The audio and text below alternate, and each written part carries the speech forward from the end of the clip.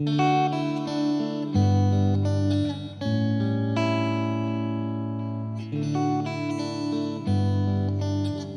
everyone. Welcome to our fireside chat or tech talks. I am Atul, and today we are going to talk about some overview of one of the architecture pattern called microservices. And in order to do that, we have a seasoned professional, Amit, with us. Hello, Amit. Hey, hi Hope, Atul. Hello yeah, everyone. hope you are doing good. And I'm great. How are you? yeah, I am also doing good. It's a nice time here in Pune today.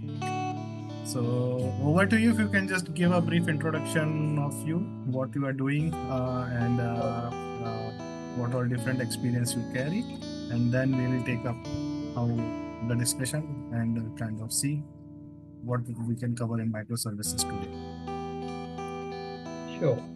So, hi everyone. This is Amit Sinha. I have more than 2 decades of experience Wow. in IT.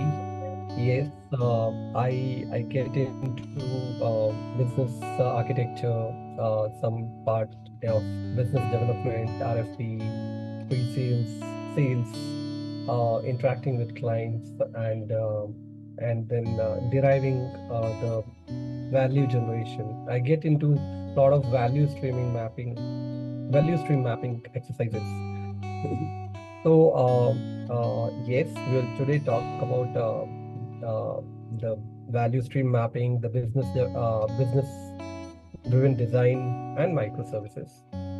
So that is what we plan to do today. So, Great. Thanks, Amit. Thanks for that nice introduction. And definitely you carry lots of experience, and I think you're one of the best guy to delve into this topic.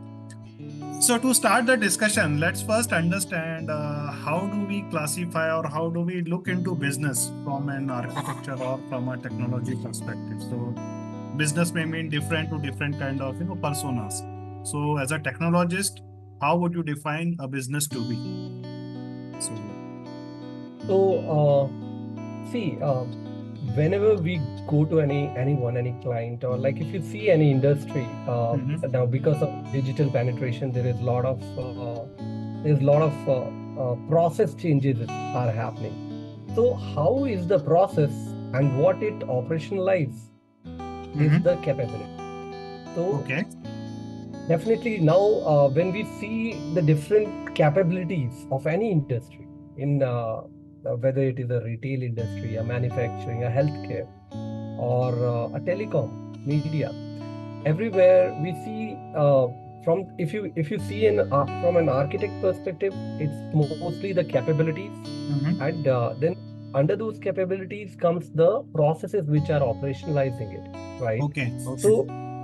So then, when our client is asking us that what shall I do next? How should be my, or when there is a task at hand that you define now the product roadmap, or Mhm. how our technological landscape should change, the whole Mhm. roadmap. So before developing that, you need to come up with the business roadmap, right? Okay. Then Okay. only the technological roadmap can come in.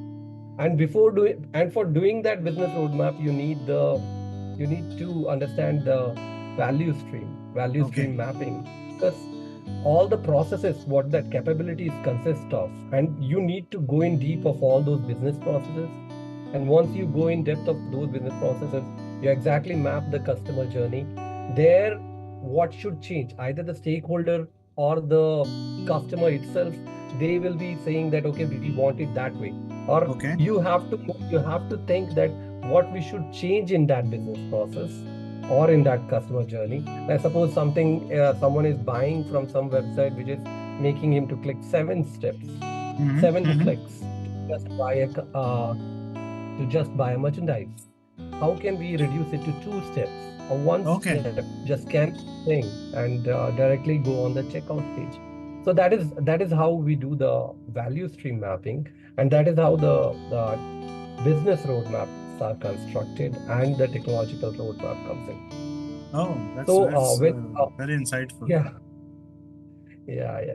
So when doing that, obviously, when you are doing this technology roadmap, and then how you actually materialize it, whether you should go, you have to select some technology pattern. I'm now narrowing it down to our Mm-hmm. focused talk, so that early the business context is set up, the technological roadmap is ready, and now we want to go into particular application and choose technologies, and then comes the pattern, like what Okay. we should select, whether we should go with a monolith kind of design, whether we should go on cloud, how the coordination will be, how the communications will be, whether it will be synchronous, asynchronous, Okay. or whether uh, uh, what kind of patterns will come in, right?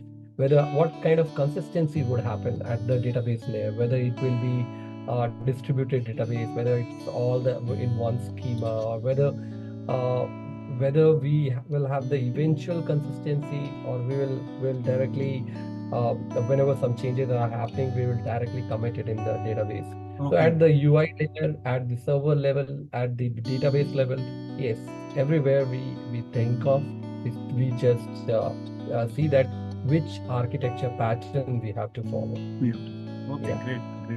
That's really good to know. So, as you said, like we have different kind of layers. Like you said something about like business, and then we have the capabilities, then your value streams, and then also then we touched upon something on the architecture considerations, right? So, is there any Right. framework where we can design a system based out of business and all those things, like which is directly linked with business instead of just as a Yes. instead of designing something in a silo? Is there any framework available like which we can You mean the actually? architecture framework? Then obviously there